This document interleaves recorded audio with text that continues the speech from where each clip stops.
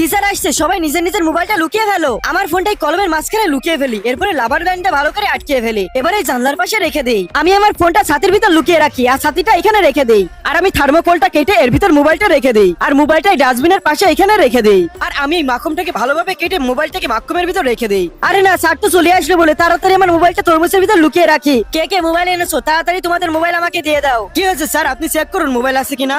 ঠিক আছে, আমি এখনই চেক করে দেখছি।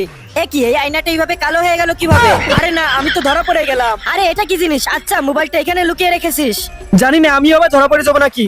কি স্যার আবার ছাতার দিকে কেন দেখছে? মনে হচ্ছে ছাতার ভিতরে কিছু নাই। চলো এবার এই হারামজাদা চেক করে দেখি। স্যার, আমার তরমুজ আপনি কেন খাচ্ছেন? আরে একটুখানি তো টেস্ট করে দেখলাম। স্যার, আমি দিব না আমার তরমুজ।